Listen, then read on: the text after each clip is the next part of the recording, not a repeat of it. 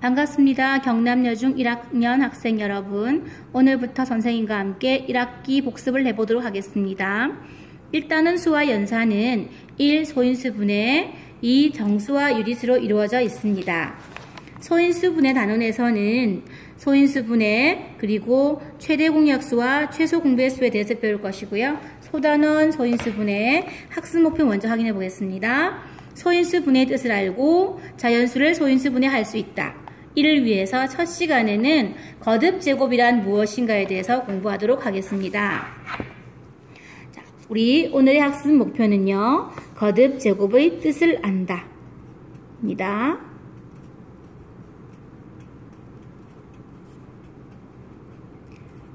이 말은 거듭제곱이 의미하는 것이 무엇인지 알고 거듭제곱으로 나타내어진 수에 대해서 이해하고, 그리고 같은 수의 곱을 거듭제곱으로 나타낼 수 있는 것까지를 포함한다고 할 수 있겠습니다.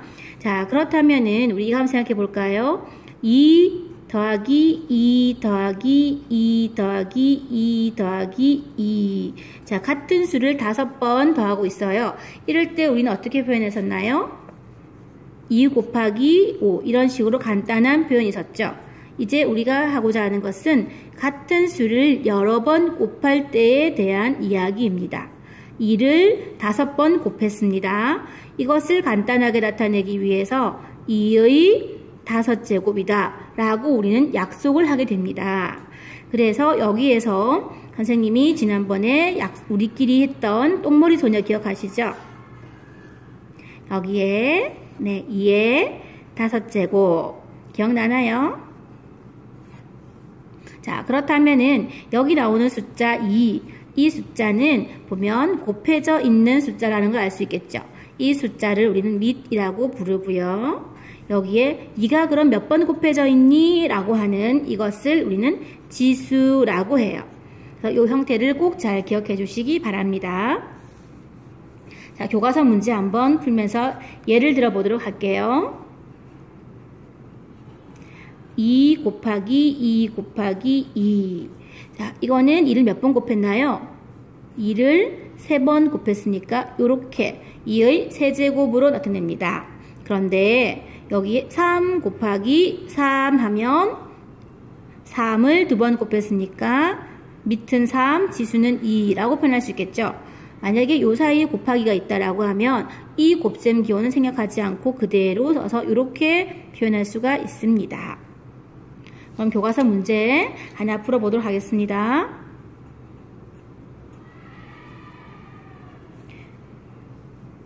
2번을 해보죠.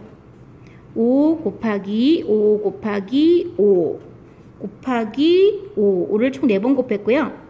7 곱하기 7, 7은 2번 곱했네요. 그러면 5를 4번 곱했으니까 5 쓰고요. 하나, 둘, 셋, 넷. 지수는 4가 됩니다.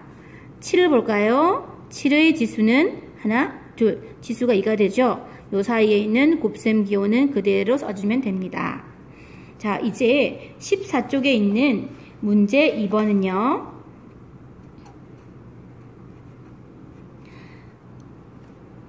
어떤 영화에서 주인공 소년이 세상을 바꿀 수 있는 아이디어로 한 명이 3명에게 선행을 베푸는 릴레이를 제안해요.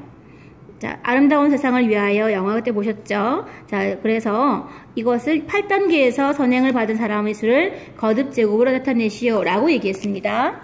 한번 볼까요? 자, 1단계에 내가 있어요. 그 다음에 처음에 내가 있고요. 1단계에서는 3명이 도움을 받습니다. 이게 1단계예요. 그리고 2단계에서는 3명 곱하기 또 3명씩이 되는 거죠. 자, 우리는 중학교 수학은 과정이 중요해요. 1단계 3명이고요. 2단계에서는 3명 각각에 대해서 3명이 되는 거예요. 그죠? 자, 그래서 이것이 의미하는 것은 3의 제곱이 돼요. 그렇다면 2단계일 때 3의 제곱, 1단계는 3의 1제곱인 개념입니다. 이런 생각했습니다. 그렇다면 8단계에서는 어떻게 될까라는 얘기죠. 8단계에서는 3을 8번 곱하게 되니까 3의 8제곱 명이 된다라는 얘기죠. 자, 그렇다면 선생님 지금 코넬 노트에다가 간단하게 핵심 단어 쓰고 시작할게요. 자, 여기서 제일 중요한 내용은요. 거듭 제곱이라고 하는 거. 거듭 제곱 무엇이더라? 같은 수를 여러 번 곱하는 것에 대한 이야기. 그리고 똑같은 수, 그 아이를 자, 2의 세제곱했을 때 이 똑같은 수를 우리는 뭐라 불렀냐면 밑이라고 불렀고요. 몇 번 곱했니? 라고 하는 개념 지수였다. 꼭 기억하시기 바랍니다. 자, 이제 요약 자리가 없어요. 밑에다 쓸게요. 자, 꼭 기억해야 될 내용은 주어진 수를 거듭 제곱으로 나타낼 수 있는가?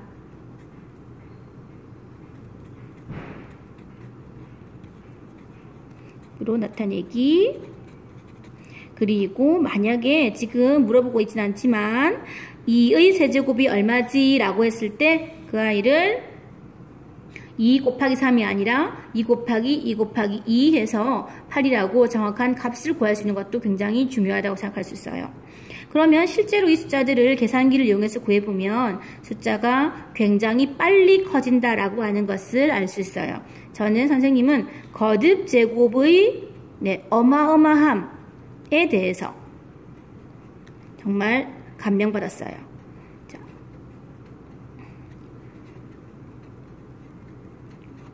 자, 예를 들어 볼까요? 자, 처음에는요. 자, 2는 2배씩 커져갈게요. 1, 2, 그 다음 2배씩 커져가면 2의 제곱은 4가 되고요. 2의 세제곱은 8이 되는데 나중에 쭉 보다 보면 2의 열제곱은 자리가 없어. 1024가 돼요. 자, 그래서 우리 10월 24일은 수학의 날입니다. 우리 학교에서도 수학의 날 행사를 할 예정이에요. 이제 거듭 제곱 부분은 이해하셨나요?